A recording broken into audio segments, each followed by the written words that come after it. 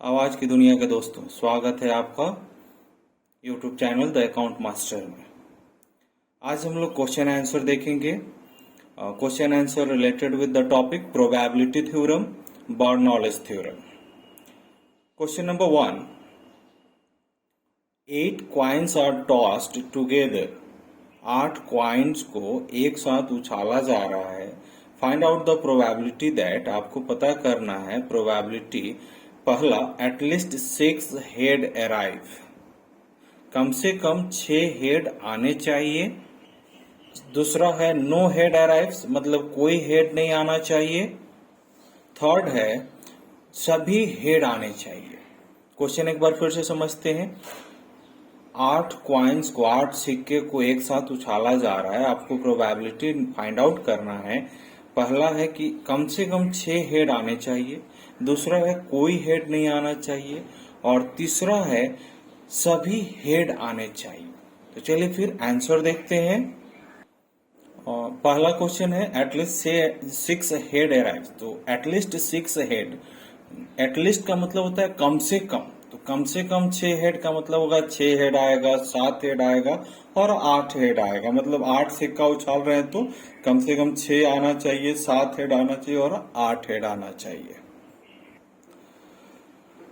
तो इन तीनों सिचुएशन में 6 हेड, 7 हेड और 8 हेड आना चाहिए। तो कैसे हम लोग फाइंड आउट करेंगे? तो क्वेश्चन से हम लोग पता किए कि टोटल नंबर ऑफ कॉइन्स जो था 8 है, तो n 8 और r जो है आउटकम्स जो है वो 6 है, 7 है, 8 है। और probability of coming head is 1/2 and probability of not coming head is 1/2। तो चलिए फिर हम लोग बर्नौलीज थ्योरम का फार्मूला अप्लाई करते हैं। तो यहाँ पे देखिए फार्मूला पे हम लोग r का वैल्यू 6 रखते हैं। तो 6 रखने से 8 से 6 होगा, 1/2 मल्टीप्लाइड 1/2 का पावर 6 होगा और 1/2 का पावर 2 होगा। 2 कहाँ से आया? तो 8 - 6 2। फार्मूला को हम लोग बेस किए हैं।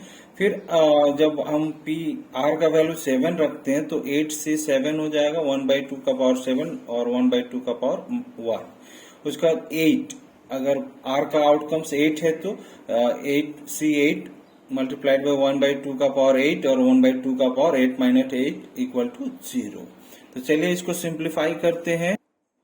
तो पहला को अगर हम लोग सिंप्लीफाई करते हैं तो 8c8 इक्वल टू 28 होता है और 1/2 to the power 6 multiplied by 1/2 the power 2 का आता है 1/256।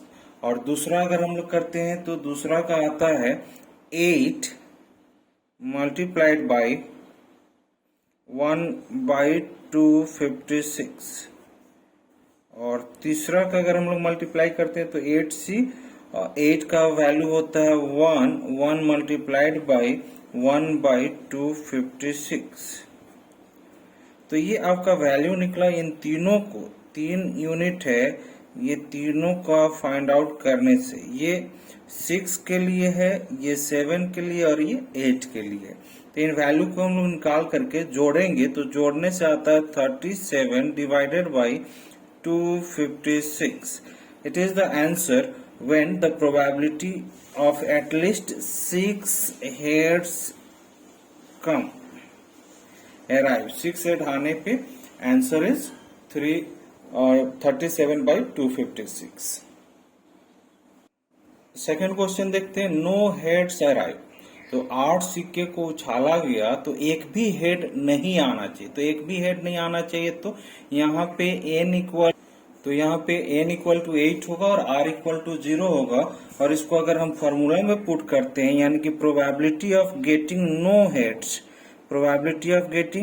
हेड्स r इक्वल टू 0 अगर हम लोग करते हैं तो 8c0 multiplied by 1/2 the power 0 multiplied by 1/2 the power 8 equal to 8c0 का वैल्यू होता है 1 मल्टीप्लाइड बाई 1/2 द पावर 0 का वैल्यू 0 होगा, 1 होगा और मल्टीप्लाइड 1/8 यानी 1/256 equal to answer is 1/256 is the value. तो ये सेकेंड वन के लिए था।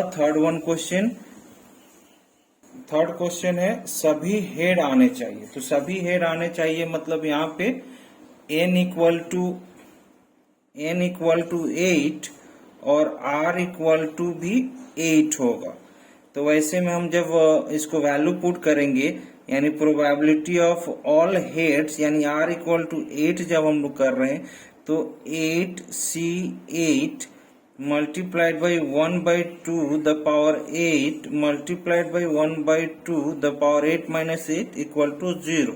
तो 8c8 का वैल्यू होता है 1 और मल्टीप्लाइड बाई 1 बाई 2 का पावर 8 होता है 1 बाई 2 56 और 1 बाई 2 का पावर 0 मतलब 1 होता है, यानी कि answer is 256।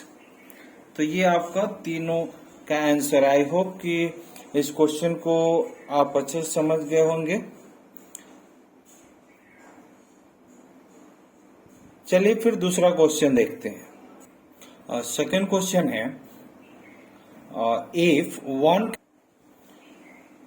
if one candidate out of 10 fails on an average in an examination, what is the probability that 4 out of 5 will pass?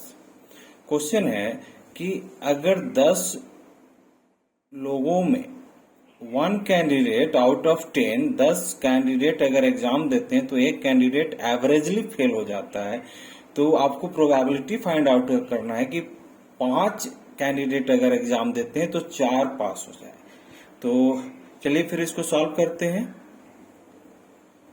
Probability of getting fail होने का प्रोबेबिलिटी है 1/10। जैसा हम लोग देखे थे number of favourable cases divided by total number of cases, तो एक व्यक्ति फेल होता है आउट ऑफ 10, तो 1/10 is the probability of getting fail.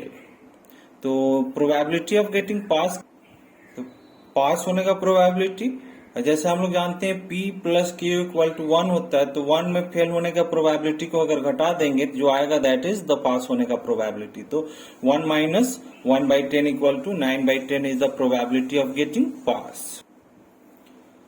तो यहाँ पे हम लोग फेल जो हुआ कैंडिडेट उसको हम लोग बोलेंगे फेल इक्वल टू P और पास इक्वल टू Q। तो ऐसे हम लोग कर सकते हैं इसको, P इक्वल टू 1/10 और Q इक्वल टू 9/10 और दोनों को जोड़ेंगे तो sum of P plus Q equal to 1 होता है। ठीक है, अब चलिए हम लोग प्रोबेबिलिटी फाइंड आउट करते हैं। Probability of passing 4 out of 5 candidate. तो 4 आउट ऑफ 5 कैंडिडेट का पास होने का संभावना क्या होगा? तो पहला होगा कि probability of passing 5 candidate plus probability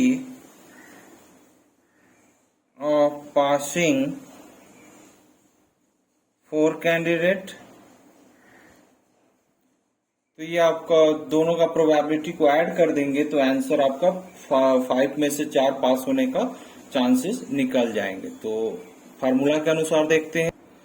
तो यहाँ पे फार्मूला में पुट किए तो P probability of getting 5 pass student और probability of getting 4 pass student. तो R का वैल्यू 5 और 4 रखते हैं, तो 5C5 मल्टीप्लाइड बाई 9/10। यहाँ पे P का वैल्यू 9/10 है। क्यों? क्योंकि पास हम लोग फाइंड आउट कर रहे हैं, पास 4 आउट ऑफ 5 कैंडिडेट। तो हम लोग पास का जब स्टूडेंट निकाल रहे हैं तो यहाँ पे P का वैल्यू जो होगा 9/10 हो जाएगा। ठीक है, तो पास स्टूडेंट 9/10 का पावर 5 मल्टीप्लाइड बाई 1/10 का power 5 minus 5 0 plus 4 student pass होने चाहिए, तो 5C4 मल्टीप्लाइड बाई 9/10 का power 4 multiplied by 1/10 to the power 1। तो इसको हम कैलकुलेट करते हैं, तो दोनों को सिंप्लीफाई करने से आया 59,439 divided by 1 lakh plus 32,805 divided by 1 lakh equal to 91,854 divided by 1 lakh.